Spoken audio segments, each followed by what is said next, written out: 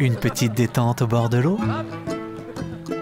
Au plein cœur de l'été, rafraîchissement garanti.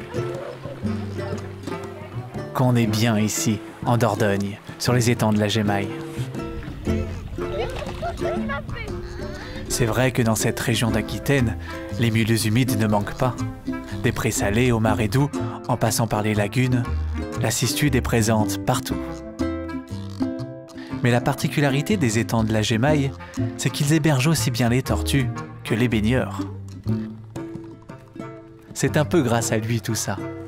Sylvain s'est occupé d'organiser cet espace naturel sensible en un accueil pour les hommes et pour les animaux.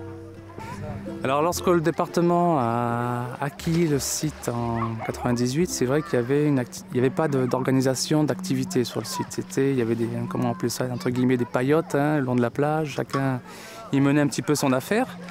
Et le département a voulu un petit peu organiser, cadrer un petit peu tout ça. Alors à la fois sur le côté touristique, mais aussi parce que justement on avait révélé la richesse écologique du site. Donc il y avait à terme sûrement un impact sur ces populations-là.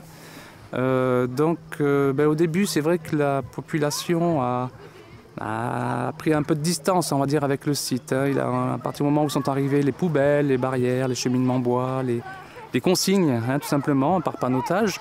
Mais dès lors qu'ils ont pu apprécier à la fois la qualité des aménagements et la qualité du site dans son ensemble, il n'y a pas eu de difficulté à ce que les gens se réapproprient, on va dire, le site. L'entretien est surtout accentué au niveau de la zone de plage. Mais sur tout le reste de la propriété, on va dire la quasi-intégralité, on essaye justement de garder ce petit côté sauvage qui permet aux espèces, dont la cistude, de profiter très largement du site, on va dire. Les tortues ont besoin l'été de se mettre au soleil pour se réchauffer, et s'il y avait un dérangement permanent, je pense qu'à terme on aurait une perte de population sur ce genre de site.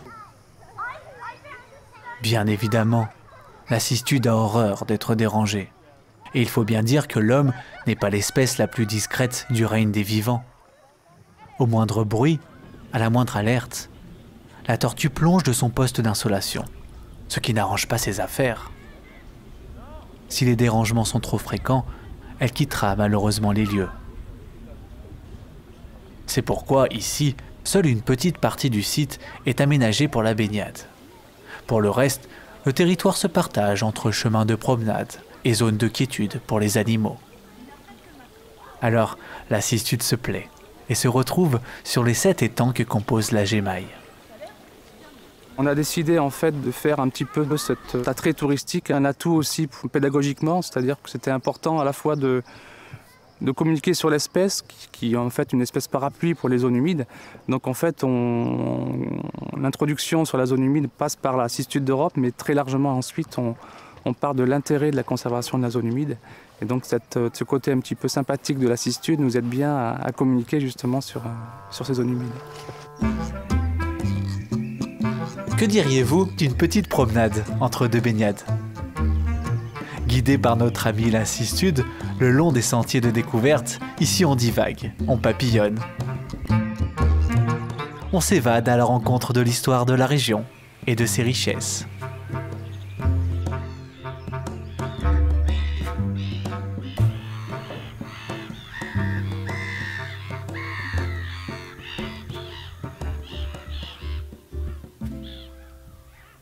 Et si maintenant, on embarquait pour un voyage à ras de terre? Car chez les cistudes, la période des pontes a commencé. Il vous faut maintenant enfiler votre carapace.